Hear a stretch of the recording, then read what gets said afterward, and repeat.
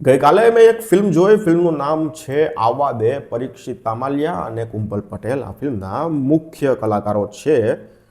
હવે આ ફિલ્મ છે એની સાથે જસવંત ગાંગાણીનું નામ જોડાયેલું હતું, એટલે થોડો અંદરથી ઉત્સાહ હતો. તો ફિલ્મ છે એ હું તમને કહી દઉં કે સ્પોઇલર રિવ્યૂ થવાનો છે. તમે ફિલ્મ નથી જોઈ તો આ વિડીયોને અહીંયા બંધ કરી દો, કારણ કે રિવ્યૂમાં સ્પોઇલર આવશે કે નહીં એની ગેરંટી નથી, પણ હું છતાં તમને કહી દઉં છું કે નથી ફિલ્મ જોઈ તો તમે અહીંયા જ વિડીયો બંધ કરી દો અને ફિલ્મ જોઈ લો, પછી આ રિવ્યૂ જોજો, કારણ કે રિવ્યૂ જોશો તો તમારે ફિલ્મ જોવાની મજા બગડી શકે છે. સ્ટોરી છે ને આ ફિલ્મની હાવ સીધી સિમ્પલ હતી એ તો અલગ વાત છે, પણ જે રીતે ફિલ્મની સ્ટોરીને ટ્રીટમેન્ટ થઈ છે એ બહુ ખરાબ થઈ છે. જો મને ફિલ્મમાં શું ખરાબ લાગ્યું, મને ફિલ્મમાં શું સારું લાગ્યું, અહીંયા કોઈ જ આપણો એજન્ડા નથી, કોઈ જ નથી, કંઈ જ વસ્તુ નથી. ફિલ્મની સ્ટોરી હાવ સિમ્પલ હતી અને સિમ્પલની હારે હારે ફિલ્મની સ્ટોરી ખરાબ હતી. ખરાબ એટલે એટલી હદે ખરાબ કે એની તમે વાત જવા દો. કેવી સ્ટોરી? તો કે એક ભાઈ વિદેશમાં રહે છે, એને છોકરાનો જન્મ થાય છે, પછી એનો છોકરો મોટો થાય છે અને એને ખબર પડે છે કે મારા મમ્મી પપ્પા છે એ બીજા કોઈક છે. એના રિયલ મમ્મીને મળે છે અને એના મમ્મી એમ કહે છે કે ભાઈ આપણું ગુજરાતમાં આ વસ્તુ છે, ફલાણું પ્રોપર્ટીનો કંઈક કેસ છે, તો તું જાતો આય. એટલે એ ભાઈ છે એ ગુજરાત આવે છે અને પછી ગુજરાતમાં એને કંઈક પ્રેમ થઈ જાય છે. પ્રેમ થાય એનો વાંધો નથી, પણ પ્રેમ થવાની જે રીત છે ને એ બહુ ખરાબ છે. મેં ગુજરાતી ફિલ્મ જલસોમાં કીધું હતું કે તમારે હીરો અને હિરોઈનને મળાવવા છે, બરોબર છે? હીરો અને હિરોઈનને તમારે મળાવવા છે તો પછી એની ઘણી રીતો હોઈ શકે છે. જલસોમાં મેં ડિટેલમાં વાત કરી હતી. જલસો ફિલ્મમાં જે રીતે હીરો અને હિરોઈન મળે છે, બરોબર છે, અને પછી જે આખો કેસ થાય છે અલગ છે. આમાં પણ એવું જ છે, હીરો અને હિરોઈનને જે રીતે મળાવવામાં આવ્યા છે ને હાવ ગળે નથી ઉતરતું. એની પહેલાં હીરો હિરોઈન મળે એની પહેલાં જે સીન છે જ્યાં પરીક્ષિત તમાલિયા છે એ રોડ પર નાસ્તો કરતા હોય છે, એ સીન એટલો ખરાબ લાગે છે, એટલો રો લાગે છે, એમ થાય કોઈએ મોબાઈલમાં ફિલ્મ શૂટ કર્યું અને ડાયરેક્ટ મૂકી દીધું છે. કોઈ જ એડિટિંગ નહીં, કશું જ નહીં. બહુ ખરાબ લાગે છે જે પરીક્ષિત તમાલિયા નાસ્તો કરતા હોય છે ને એ વાળો સીન. એના કેમેરા એંગલ પણ એટલા ખરાબ છે, એનું એડિટિંગ પણ એટલું ખરાબ છે, અને કેમેરો આમાં આખો હલતો હોય એવું લાગે છે, કોઈ નાના છોકરો એનું શૂટિંગ કરતો હોય એવું લાગે છે. એટલે આવી તો ઘણી વસ્તુ ફિલ્મમાં છે. ફિલ્મનું એડિટિંગ બહુ ખરાબ છે. ફિલ્મના જે સીનો છે, ક્યારેક એક સીન પૂરો થાય અને બીજો શરૂ થાય તો આપણને જે આગળનો સીન છે એ અધૂરો રહી ગયો કે બાકી રહી ગયો કે શું થયું કાંઈ ખબર ના પડે, આવું પણ છે. એટલે ફિલ્મનું જે એડિટિંગ ઓવરઓલ છે ને એ ફિલ્મનું એડિટિંગ બહુ ખરાબ છે. ફિલ્મનું જે કલર ગ્રેડિંગ છે ને એ પણ બહુ ખરાબ છે. લોકેશન રિયલ છે, લોકેશન ખૂબ સરસ લીધા છે, પણ ફિલ્મની જે સિનેમોટોગ્રાફી છે, જે લોકેશન આટલા સરસ, તમારી પાસે લોકેશન છે તો એને કંઈક સરસ રીતે બતાવો, પણ લોકેશન સારા છે પણ બતાવવામાં નિષ્ફળ ગયા છે. એટલે સિનેમોટોગ્રાફી ફિલ્મની છે, કલર ગ્રેડિંગ છે, ફિલ્મનું એડિટિંગ છે, બહુ ખરાબ છે.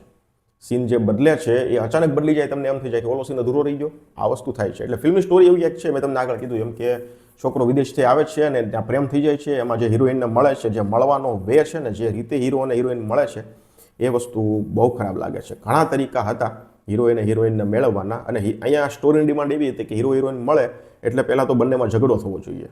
એટલે જો આ વસ્તુ હવે એક સિમ્પલ થઈ જાય છે. હીરો હિરોઈન પહેલી વાર મળે અને ઝઘડો થાય એટલે આપણને ખબર જ છે કે આ ઝઘડો છે એ સમય આવતા પ્રેમમાં પરિણમશે, અને એવું જ થાય છે. મેં તો વિચારી લીધું હતું કે આ અત્યારે શરૂઆતમાં બે બાંધે છે ને એટલે જેમ જેમ સ્ટોરી આગળ વધશે ને એમ બે બંનેને પ્રેમ થશે જ. એટલે અહીંયા જે ઝઘડો થાય છે ને એ વે બહુ ખરાબ લાગ્યો મને. ઘણા આના સિવાય ઘણા તરીકા હતા હીરોઈન હિરોઈનને પહેલી વાર મેળવવાના, બંને વચ્ચે ઝઘડો કરાવવાના.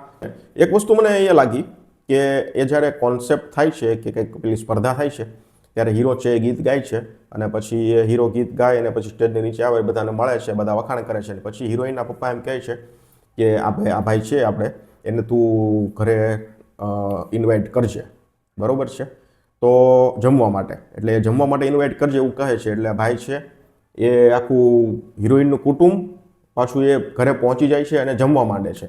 તો મને અહીંયા ક્લેરિફિકેશન પણ નથી આપ્યું. એટલે મારો એક સવાલ એ છે કે જ્યારે એ લોકો જમવાનું ઇન્વિટેશન આપે છે અને બીજા જ સીનમાં એ લોકો જમતા હોય છે, પણ કપડાં એ બધાય હિરોઈનના પપ્પા હોય, હિરોઈનની બેનપણી હોય, પછી હિરોઈનના જે ભાઈઓ છે, બે છોકરા સાથે રહેતા હોય એ હોય, હિરોઈનના કાકા, હિરોઈનના કાકી, જે કોઈ પણ વ્યક્તિ, હિરોઈન પોતે, એ બધાએ સ્પર્ધામાં જે કપડાં પહેર્યા છે એ જ કપડાં બીજા સીનમાં જ્યારે જમવાનો સીન આવે છે ત્યારે પહેરેલા હોય છે.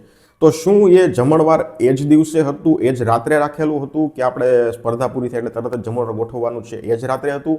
તો એ વસ્તુ શક્ય બને છે કે ઓકે એના એ કપડામાં લોકો જમી રહ્યા છે. પણ જો એ બીજા ત્રીજા દિવસે જમણવાર હતું તો પછી એના એ કપડાં છે આટલું ડિટેલિંગ ખરાબી કહેવાય, એટલી ડિટેલિંગ ખરાબી કહેવાય. જો કે ફિલ્મમાં કંઈ ક્લેરિફિકેશન નથી આપ્યું, પણ મને એવું લાગે છે કે એ લગભગ 2 અથવા 3 દિવસ પછીનું જ હોય છે, કારણ કે હીરો છે એ પાછો કપડાં બદલીને આવે છે. અને બની શકે કદાચ એ જ રાતનું પણ હોય તો ઠીક છે, કંઈ વાંધો નહીં. પણ જો એ રાતનું નથી તો પછી આ ડિટેલિંગની ખરાબી છે. તો સ્ટોરી છે એ કાંઈ એટલી બધી ખાસ નથી. હીરોને પ્રેમ થઈ જાય છે ભારત આવે એટલે, અને પછી પાછું અમુક સંજોગો એવા આવે છે કે હીરોને પાછું જવું પડે છે, અને એ જાય ત્યાં તો અહીંયા હિરોઈન પાછી પ્રેગ્નન્ટ થઈ જાય છે. હવે છે ને, જો હિરોઈનને પ્રેગ્નન્ટ કરી એ સ્ટોરીની ડિમાન્ડ છે, બરોબર છે, તો પણ હિરોઈન એ ટ્રીપ પતે એટલે હીરો પોતાની રૂમમાં આવે અને પછી હિરોઈન છે પેનડ્રાઈવ માગવા આવે, તો એ વસ્તુ પણ પાછી હાવ ગળે નથી ઉતરતી. તમારે હીરો થ્રુ હિરોઈનને પ્રેગ્નન્ટ કરાવી હતી તો પછી એ લોકો ટ્રીપમાં હતા ત્યાં જેવું કંઈક કરી દેવાય કે ત્યાં હિરોઈન પ્રેગ્નન્ટ થઈ જાય અને લોકોને વાત ગળે ઉતરે કે ઓકે આ હીરો અને હિરોઈન છે ફરવા ગયા હતા, ત્યાં એને કંઈક મનમેળાપ થયો, પછી ત્યાં કંઈક એવો માહોલ બની ગયો કે એ બંને એક રૂમમાં ગયા અને ત્યાં પછી હિરોઈન પ્રેગ્નન્ટ થઈ ગઈ.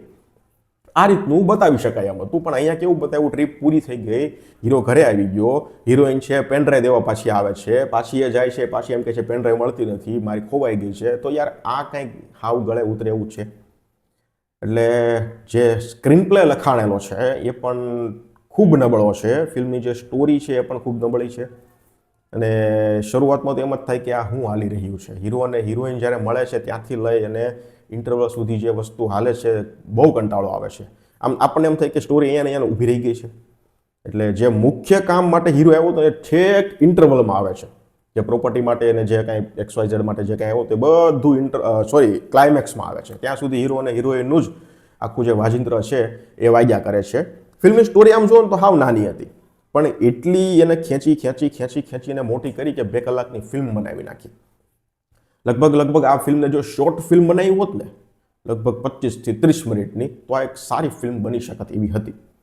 પણ અફસોસ કે ફિલ્મની જે સ્ટોરી છે એ કંઈ એટલું બધું વર્ક નથી કરતી, પ્લસ ફિલ્મનો જો સ્ક્રીન પ્લે છે એ કંઈ વર્ક નથી કરતો, પ્લસ ફિલ્મનું જે એડિટિંગ કલર ગ્રેડિંગ છે એ પણ એટલું બધું વર્ક નથી કરતું.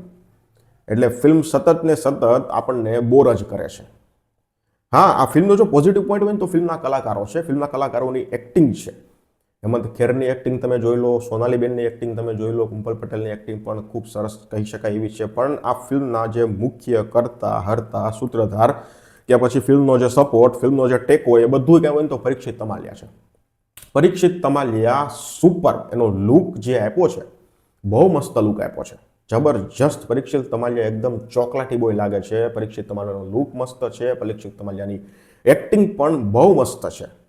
પણ ખબર નહીં પરીક્ષિત ભાઈએ આ સ્ટોરી કઈ રીતે સાંભળી અને કઈ રીતે એક્સેપ્ટ કરી, અથવા તો કઈ રીતે એને સંભળવામાં આવી કે એને એવું લાગ્યું કે ઓહો આ જબરજસ્ત સ્ટોરી નીકળશે. પણ અફસોસ કે આ ફિલ્મમાં જોવાલાયક ફક્ત અને ફક્ત 2 વસ્તુ, કલાકારોની એક્ટિંગ અને વાલમિયાવાળું જે સોંગ છે એ.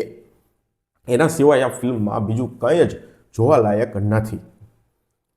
ફિલ્મમાં જે કોમેડી છે એ પણ ઠીકઠાક છે. ફિલ્મનું જે લખાણ, ફિલ્મમાં જે ઇમોશનલ સીન જે છે ને એ આપણને એમ થાય કે કનેક્ટ થઈ જઈએ કે નહીં, કારણ કે ઇમોશનલ સીન જે રીતે દર્શાવવામાં આવ્યો છે, જે રીતે લખવામાં આવ્યો છે, મેકર્સને એવું લાગતું છે કે આ સીન સાથે લોકો કનેક્ટ થશે તો કંઈક ફાયદો થશે. પણ અફસોસ કે એક પણ ઇમોશનલ સીન સાથે આપણે કનેક્ટ થતા જ નથી. તો રેટિંગની વાત કરું તો પરીક્ષિતની એક્ટિંગ માટે 1 સ્ટાર અને વાલમિયા અને બીજા કલાકારો બધાની એક્ટિંગ માટે 1 સ્ટાર. એટલે આ ફિલ્મને હું ટોટલ 2 સ્ટાર આપીશ. તમારે જોવાની ઈચ્છા હોય તો તમારા નજીકના સિનેમાઘરમાં તમે જોઈ શકો છો. ધન્યવાદ.